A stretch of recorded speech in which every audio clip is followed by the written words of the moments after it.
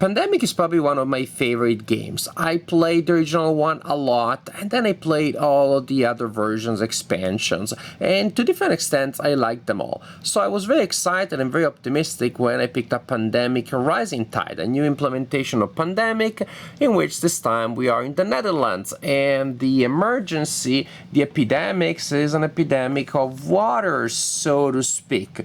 That is, we have all of these dikes that are falling apart, they're crumbling down, and there will be water that will go everywhere. The job for the players is to keep the water at bay.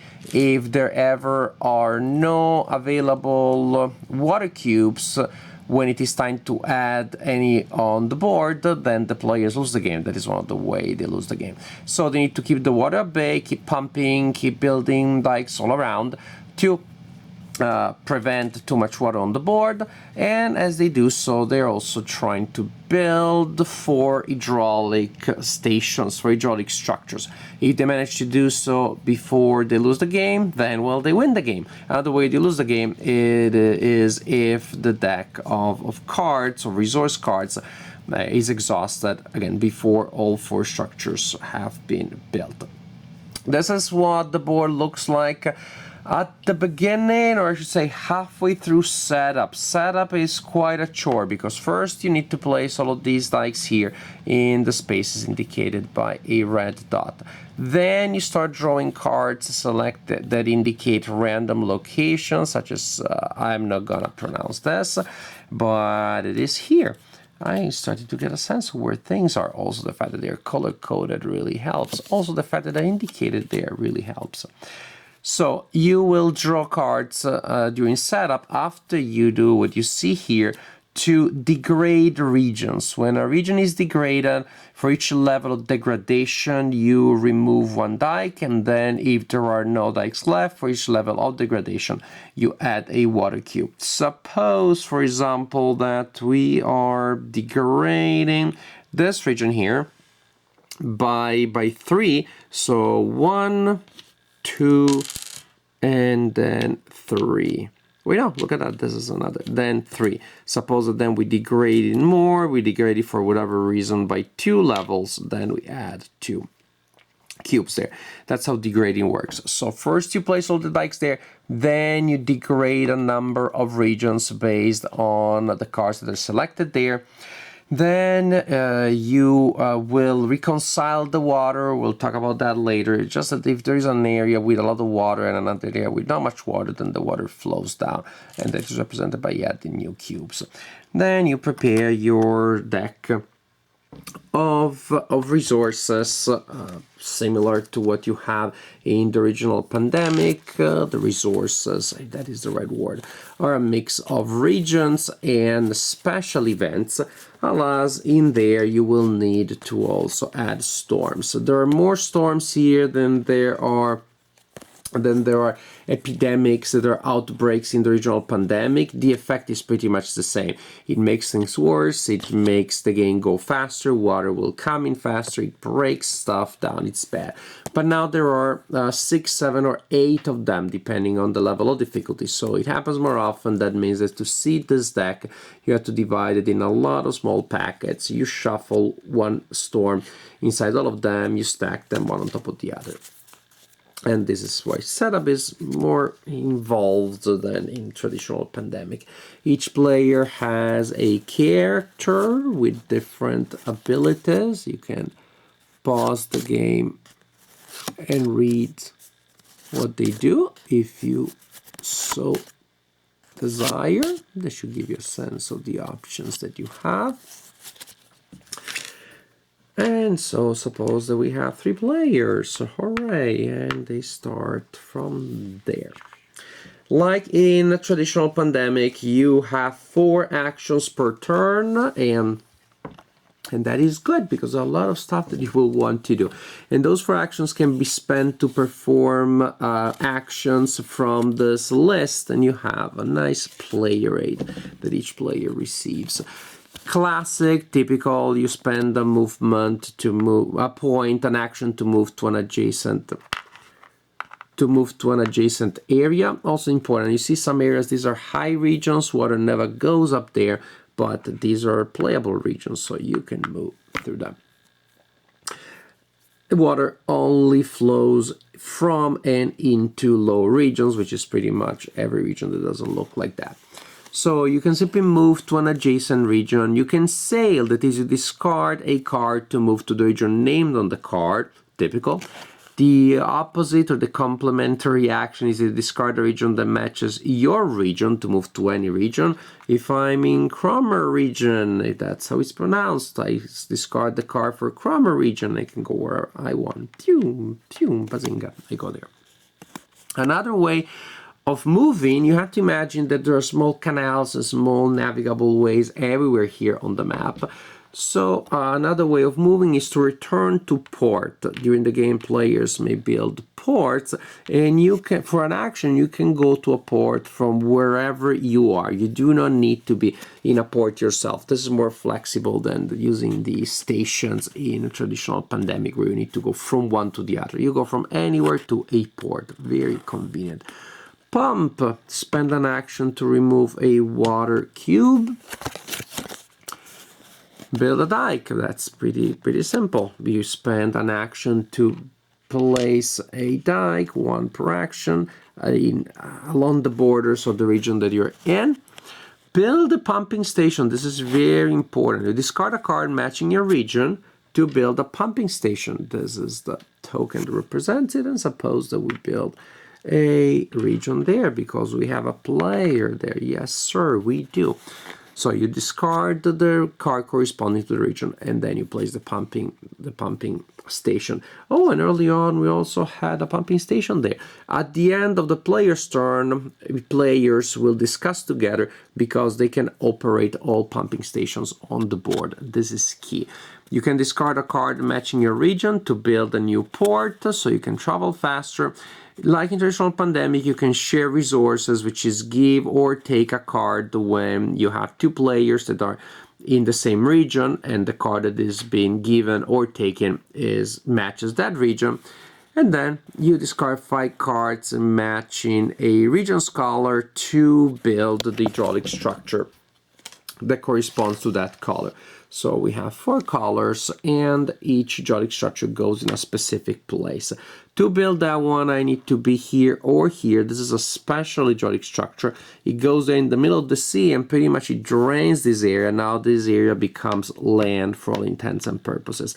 Other structures, we have the orange structure that goes here and will allow me to get extra dikes, and so on and so forth. Other structures that go on the board equally give me different advantages, but this is to give you a sense of where they would go for you to win the game. So these are the things that you do, spending your actions in any order, any combination. Now, at the end of the player's turn, it is time to operate the pumps. This is very important. Each pump may remove a water cube from the board, but not necessarily a water cube in the area where the pump is. It can be as long as pretty much the pump is absorbing water from an unbroken chain of areas that all contain water, and they're not interrupted by dikes. For example, that pump, or even that pump, could remove a water cube from here, could remove a water cube from here, pretty much all the water cubes that you see here. And that means that sometimes these water pumps can really go far. Basically, that water pump there, if I'm not making a mistake, would be able to absorb that cube there. But suppose that I decide to operate that pump to remove this cube here, and this other pump to remove this cube. This cube here, but I could do that only after that has been turned into land. There will be cubes in the sea to indicate the level of the sea, but you cannot remove those. So just suppose that we remove that one instead. So you operate the pumps. After that, as I said, you need, first then the dikes fail, so you draw a card from here and you see what is a region that you need to that you need to degrade. Actually, sorry, before that, you get to draw 2 new cards, and that is when the storms may hit. You more or less get a sense of what the storms do if you know what outbreaks do in the original Pandemic. So after you draw 2 cards and possibly resolve storms, you degrade new regions. The number that is degraded depends on the position of this token here. 2 regions per turn are degraded at the beginning of the game, then possibly 3 and 4. After that, the water flows, and this is interesting. If there is an area that has a lot of water that is adjacent to areas unprotected by dikes that have a lot less water, then the water flows. For example, if you have a region that has 2 cubes, each region adjacent to it needs to have at least 1. So for example, in this case, there's this region which is unprotected and has 0, then you place 1 to reconcile that. If a region has 3 cubes, then all adjacent regions need to have at least 2. And suppose that this is the situation.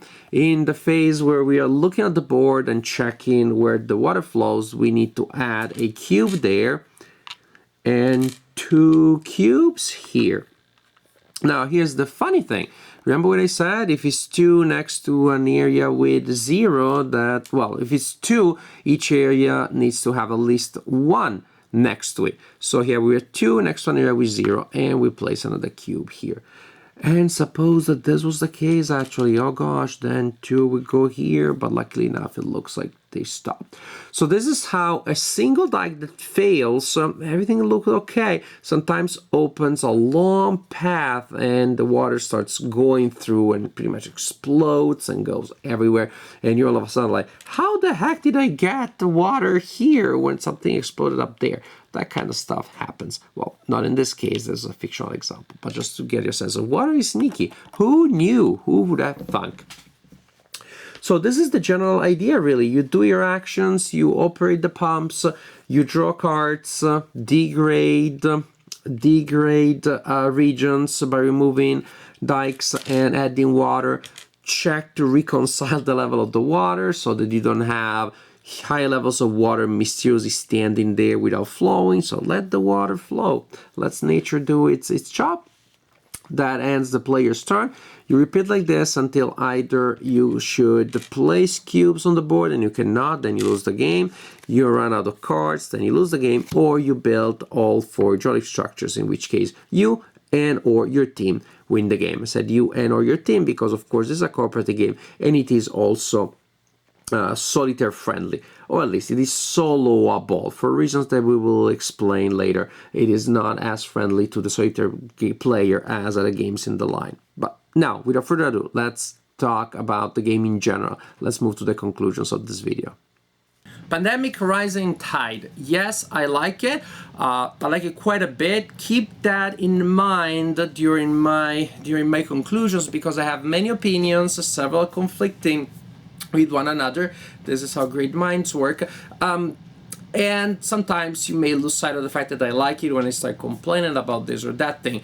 But keep that in mind. My complaints are within a frame of, yes, I like it, but. As for the things that I like it because it has all of the great things that other Pandemic sets have. Great interactions among players as the team is multitasking. You do this, I do that. As each player is multitasking, on my way to do this, I'm gonna clean up that area, I'm gonna meet with you, I'm gonna set myself up to do something else next turn. The only caveat, of course, is always the alpha player problem. If in your group there is somebody who has a very strong personality, very assertive personality, and is very experienced, there is no secret information, so that player may be tempted to tell everybody what to do. If your group doesn't have that problem, then the interaction that Pandemic creates is just great. It's just fun. And you have, again, the cooperation, the sense of mounting dread, the board keeps throwing stuff at you. So, all of the good things that you have in classic Pandemic and in other iterations such as Cthulhu or Iberia, all of those are here. However, within that realm, this family of giants that the pandemic line is, this may just be the one that I like the least. It may be the least excellent one. This doesn't mean it's not a good game. If in your family everybody's a giant, everybody's like 12 feet tall, and you're 10 feet tall, yes, you're the shortest in that family, but it does not mean that you're short. This is an analogy that I use when I teach about Italian American culture at IU. We watch the Godfather trilogy, and it's an analogy that I use to explain Godfather 3. It is the worst in that trilogy, but is not the worst movie out there by any means. Pandemic Rising Tide is the Godfather 3 of the pandemic line. It is better than a lot of other games, but compared to the other ones, not so much. And not because of the design, almost entirely because of the production of the map that really bothered me and really got in the way of enjoyment. Why? Because the map, the areas, I guess I haven't checked the map of the various regions of Holland, but the problem is that the map is so detailed. It looks like a real map. And so these regions have contours that are very complex. And sometimes there's a long stretch of a border with only one area, of course, that has a little wall. And so here's the wall, but in truth, these are the line that I see on the other side. I don't see any dike there. That's what I meant, dike, not wall. I don't see any dike there. And so I say, okay, water goes, and they realize, oh, wait a second, there's that dike right there, but that counts up to there. Oh, no, wait a second, that is the corner between two regions. Nope, this is within that corner. So this is the region that has a dike, and this one, oh, there it is. No, doesn't have a dike. It seems like a small thing, but the fact that those regions are of vastly different shape, irregular shape, and you have long irregular lines with only the dike being in a sectional one, very often means that you're missing a dike. How is that a problem? It is a problem because there was a lot of double checking and triple checking and redoing things. We did the water, perfect. We balanced the water at the end of the round. Let's start. And our friend says, wait a second. We forgot to add water there because look, there isn't a dike there. Look like there was. Oh wait, we placed water there because we thought there wasn't, but look at it, it's there. Okay, fine, let's redo this. And after a while, I wouldn't say that they got paranoid, but at the end of each turn, we were just checking and double checking and triple checking and still making mistakes. Still, we needed a cooperation in that case, but unfortunately not for the good stuff, the cooperation for picking up mistakes or in general omissions that the players were making. Almost basically entirely because of the map. Look, this is not a game that has an historical theme, but it's not one that taught me a lot about the history of the Netherlands. I knew that they had a lot of water and then they built dikes and they didn't have as much water anymore. And that's I knew before, and this is what I know now. It's not a game that really teaches you history, so it's not a game that really requires a lot of detail. If the map had been vastly simplified with areas that are rectangles, squares, triangles, pentagons, straight lines, yes, it will look less realistic, less detailed, but again, historical detail is not there to start with. Less pretty, but so much more playable. Straight lines, then at a glance I can tell, okay, that border doesn't have a dike, that one does. Then I'm getting into the game, in the design. So because of that, alas, so the game just constantly was slowed down and we were distracted by making the map work. Also, because of this reason, this is the one pandemic game that I'm not going to play solo. Because when I'm with friends, at least somebody's correcting me and I'm correcting other people. If I'm playing solo, I play a couple of turns and then I realize that 2 turns ago I forgot that thing. And I don't know how much that derailed the experience. So it's really a game that you may not want to play solitaire because you need multiple sets of eyes to make sure that you don't neglect to move things around, etc., etc. Or again, another example, we remove dikes, then we think the region has no dikes, then we add water for another level of degradation. Later we discover, wait a second, there's that area there, the peninsula that starts from there and goes really far, and there's a dike there, we should have removed that one instead of adding water, etc., etc. You want a team to make sure that you don't forget stuff, and that was unless it's distracting, and it reduced my enjoyment of the game. Also, of all the pandemic games, this is the one that has the most painful setup. Setup is quite a chore. Place all the dikes there, then take some of the dikes off, then do other stuff, put water, add water, reconcile, make water even around the map, etc., etc. So, alas, a pandemic that does not have, that has these problems, which again make it less awesome than other pandemic games, but still, despite these problems, the game is still really good. Within the pandemic family, may not shine, but within the world of gaming, it is still a very good game. I would say actually something that this one has that I like, even when compared to other pandemic games, and this is mainly in the design, I like the fact of mounting dread. It's a more gradual sense of mounting dread. In other versions of Pandemic, everything is kind of okay until everything is horrible. 2 outbreaks, boom, everything is exploding. We were kind of like doing fine before, and now all of a sudden we are 1 card away from losing the game. That has its own charm, has its own advantages, mind you. This creates that sense of like despair right away. But sometimes you may feel a little anticlimactic. Oh, wait a second. Oh, we didn't realize that could have happened. Boom, boom, boom, 4 outbreaks. Oopsie doopsie. And the game is over. Here, you may have neglected the possibility of a certain dike going down. And when that happens, water spreads everywhere. And that is bad, but it's not so bad that it gets from being okay to being out of the game. There are several levels of despair. You have the sense of like, yes, the water is rising and you are trying to get on your tippy toes with it. There is more of a gradual sense of like going towards disaster. So I like that more fluid, no pun intended, that fluid progressions throughout the game, the progression of difficulty and challenge. And yes, and I also like the extra decisions that you had to make, how to, I almost feel like there is an extra mini game. Operating the pumps is almost its own mini game within the main game, but it doesn't distract me from the game. It feels organic, it is well connected with it. I enjoyed this game, I enjoyed it very much. I'm just annoyed that setup is so annoying, and that the production, while looking pretty before you actually played, reduced my enjoyment of the game. With a different map, a more abstract geometrical map, but much more playable, this became one of my favorite pandemic games. Until then, it's not one that I may play as often as the other ones, just because of, well, all the problems that they pointed out. Pandemic Rising Tide. Summarizing, it's a very good game, really fun game, nice sense of progression, nice interaction, nice challenges. There are some debatable elements of the production that make the game less enjoyable than it could otherwise be.